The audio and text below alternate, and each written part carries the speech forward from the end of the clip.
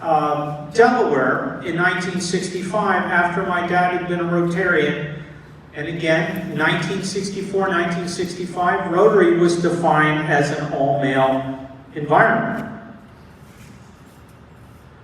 And then that was my dad. So we moved to, I started at the University of Delaware back in 1976. I had the opportunity to be on the staff at Philmont. I applauded when we heard about all the astronauts being Eagle Scouts. I'm very proud to have been an Eagle Scout. And I think recently there have been some things with scouting that scouting's having to work its way through, but I am very proud of my background in scouting, and I think that helped inform who I am as an individual. So we arrived, Maureen and I went to Penn State University. She got her degree there. I was involved on a university committee on diversity, equity, and inclusion. This was back in 1987. And then shortly after that, Maureen and I decided we were going to move to Florida because even though she was from Wisconsin, Maureen hated the weather in Pennsylvania. And you know, when we have the hurricanes, sometimes we rethink that. But we've been very pleased to be in Florida. What's been interesting, when I got to the University of North Florida, I started seeing diversity different because I had students in my classes that actually I started seeing a little bit of racial diversity. Now, when I was at the University of Delaware, I was a resident assistant. I went through racial diversity training. I went through gay awareness training. But in those days, in the 1970s, I'm not sure I had to apply it, but I remembered it. Now, I said that we moved to Jacksonville in 1990, but I stopped in St. Louis and did a master's degree at Washington University in St. Louis. And any of you know anything about St. Louis, I was living in the central west end of St. Louis, which is very racially diverse, and in fact, the building that my roommate and I were living in, we were the only white male heterosexuals. So that was my first real exposure to being around people that were gay and were openly gay. I'm sure I had a lot of colleagues at the University of Delaware that were gay, but were not outwardly gay. Now, what happened in the 1980s, we were there 80 to 82, that's when AIDS came to the forefront. And that's when it hit me how we can accuse people of being gay when we can say God is taking revenge on these people because they're gay. Any of you might remember when AIDS came out, that was how we viewed AIDS, as God's revenge.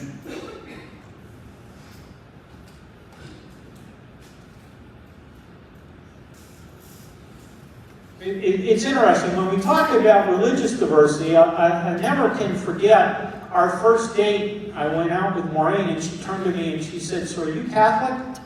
And I said, "No, not actually." Because her world was kind of defined. We are influenced by how we grow up. And our perspective on religion, which again, as your leaders talked about, that's part of our diversity. So we moved to Jacksonville in 1990, and Jacksonville's been on the map a lot recently. In particular, that is the hometown of Ron DeSantis. And that's not something that I'm going to brag to you about, but that is where Ron DeSantis is from. And what we learned when we moved to Jacksonville is that living in the South is very different than living somewhere else. And when we got there, the KKK was, you know, it was pretty dormant. But what we found out, and I think we found this out in recent times across the United States, that some of these values that we thought we had evolved have not necessarily evolved. And they are still there. So, in 1960, the original complaint in Jacksonville, Florida school desegregation case was filed. Braxton versus the Board of Education in Duval County. It sought an injunctive order desegregating the Duval County schools. after the court found that the county was operating a de jure dual school system in which black and white children were required to attend separate schools. The district court began supervising desegregation of the county schools.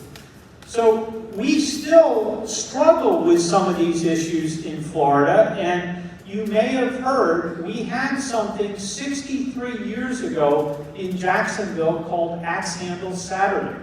And there was a peaceful demonstration going on in downtown Jacksonville, and some guys came out with axe handles and started beating people. Well, Saturday was the 63rd anniversary of that. It was also the 63rd anniversary of Dr. King's I Have a Dream speech. And so the fact that we had 3 people killed as a hate crime on Saturday in Jacksonville is not something that I'm very proud of. I joined Rotary in 1996. Our club had been chartered on December 15, 1988, just 19 months after the Supreme Court decision took place on May 4, 1987, to allow women in Rotary. And as I was sitting here talking to different people, I learned that your club was hoping to be the first club to have women in Rotary, and you missed by just a hair. So I know that that is a long history and tradition of this club. But when I joined Rotary, everybody in my club, and we had 3 women when I joined, we had about 35 people, everybody was of European descent. So not what I see when I look out and see the ethnic diversity in this club. Now, we have people of Asian ancestry, we have people of Hispanic ancestry, but we don't have African Americans in my club, and to this day, that's something I'm a little bit ashamed of, because I don't think we have been as intentional in doing that.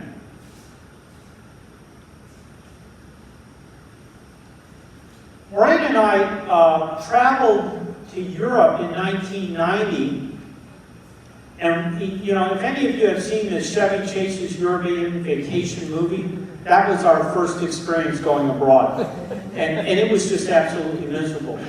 And it was miserable because our lens at viewing the rest of the world was everybody should look like me and they should speak English. And probably at that point, American English. Because sometimes it's hard to understand the Brits, those of you who've been over there. And my colleagues in the room, the Australians, speak a little bit different as well. And we swore, Maureen and I made this pact that we were never going to go abroad again because it was a miserable experience. But by 1999, Maureen took a job as Director of International Finance at a global multinational company, and I started taking students abroad. And by 2019, I had taken 25 student groups abroad, successfully developed a global MBA program in France, Germany, Poland, and China, and a bachelor's double degree program in France. And I tell you this because I think that this informs who we are. And then I'm really excited when Lisa was telling me about the tutu desk that's in front of us, because in 2003, the Archbishop was a visiting scholar at the University of North Florida, and his office was next door to mine. Well, I was also a visiting professor at University of Warsaw, and this gentleman right here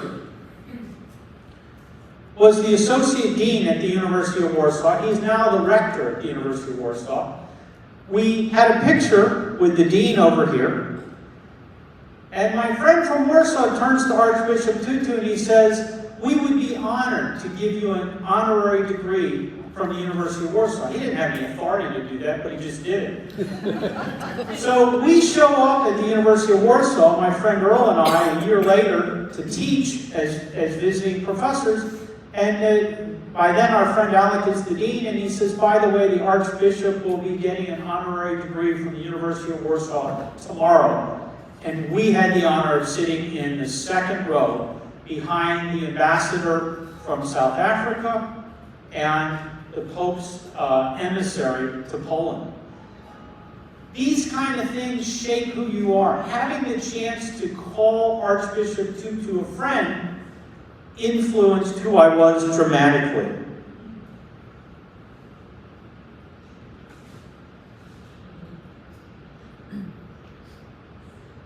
In 2005, I had the opportunity to be a visiting scholar at the University of the South Pacific.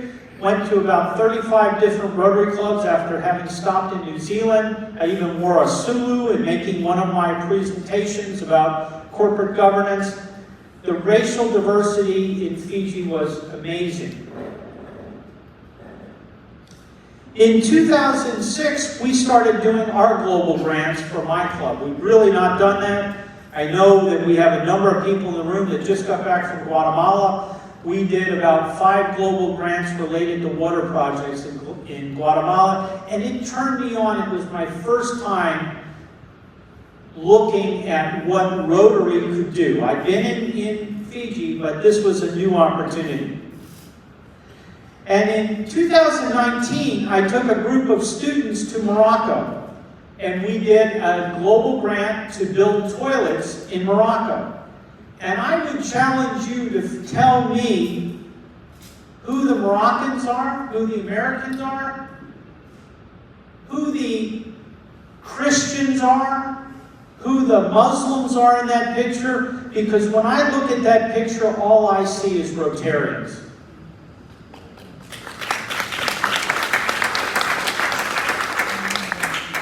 In 2019, we had the opportunity to meet Dino and Elisa for the first time on our trip to do a national immunization trip to India. It was a life-changing experience as we went to schools, and you get a chance to put those 2 drops in that child's mouth. Well, you're never going to see that child again. Why should you care about whether or not that child has polio? As we found out last year in Rockland County, New York, polio is only a plane ride away. So diversity helps us to understand why we all live on this planet together. 2005, one of my students asked me to go to his wedding. Went to his wedding, he was Belizean, and shortly after that, he was going to have his first child, Michaela, in the center of that picture, and he asked me if I would be willing to be her godfather. Now, what's interesting is their family name is Gordon. My dad's mother's name was Gordon. Notice the family resemblance. In 2017, I was asked to start a Rotaract Club, a community-based Rotaract Club. And we got a lot of people. I think they were very representative of the community. And then Barry Rassin came out when he was president of RI. And if you look at that picture, there are several gay women in that picture and one woman who later became a man. Gosh, would Barry Rassin be upset if he knew that? I would tell you, no, he would not. He probably, if I told him that now, would say, how cool was that to see DEI in action to welcome the president of Rotary International to our district. We had an exchange student visit us. That's our niece, Ella, along with Zelina Herrera from Peru. What an amazing opportunity for Celine, but it was an amazing opportunity for my club, many of whom had never been abroad. Maureen and I had an opportunity this past year that a member of our club, past president of our club, after over 25 years of marriage, decided he was gay. And for a few years, he went out and was trying to figure out what that meant that he was gay. And then he decided that he was going to get married to a man. And you see that photo, those are all members of our club. And at that wedding were 6 past presidents. And I later said to him, I said, Robert, this is pretty amazing that 6 past presidents were at your wedding. And he wrote back to me, he said, and you can see it was kind of a teary-eyed email, that was one of the best parts of our special day. So where are we? We heard a little bit about this. Equality versus equity. Treating people the same, but giving people the same opportunities. You notice that little boy on the picture on the left, he can see the game, but he's not tall enough to see the game. Giving him an extra box so he can see the game. So back in about 1995, I had a young woman in my class who was paraplegic. She was in a wheelchair. And I required every student to make a presentation. They had to come to the podium. She had an electric wheelchair and she had an attendant. The attendant brought her up to the podium and someone from the class came up and flipped her plastic transparency slides. She still made the whole presentation. It was her human capital. That's equity. So there's Kareem, and I recently, we went on a bike ride together. Interesting, Kareem was my student after I became his daughter's godfather. And Kareem turned in an assignment, and I gave him a bad grade because he didn't follow directions.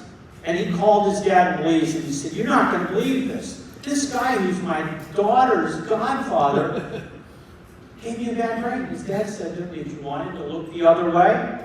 And Kareem has later reflected, he's now a manager. He and his wife, who is a teacher, are applying for citizenship. They're the American dream. And I feel by helping him to have these opportunities, he's become who he is. And there's the family now.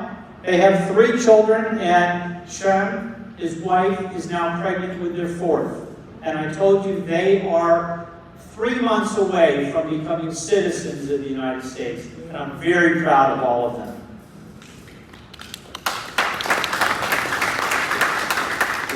All right. You saw these before. These are the 4 cornerstones of RI's policy. We have a lot of detail in that policy, but to me, use respectful language, be supportive, foster a welcoming and inclusive environment, and celebrate diversity. If we can hold those 4 tenets out in front of us, we can embrace diversity.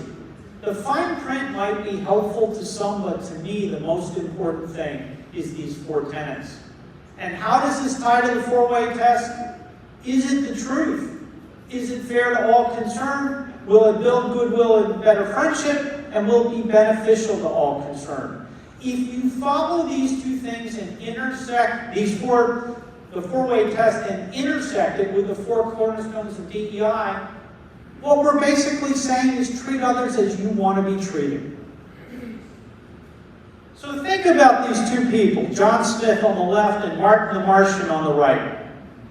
CEO of a major bank in town, hasn't been to a Rotary meeting in 3 years. Often says he will send the check, but rarely does. Wears a white hoodie with a point on the weekends, and has been known to say cross-burning gives him a thrill. And yes, I'm going a little further than reality, but I'm trying to make a point. Has perfect attendance for the last 12 years, was voted most spirited Rotarian in our club, has been a committee chair for the past 6 years, never misses a community service event, and is a program counselor at a local homeless shelter. Who do you want to have in your Rotary club? Who do you want to have representing Rotary in your community? Marty. Thank you.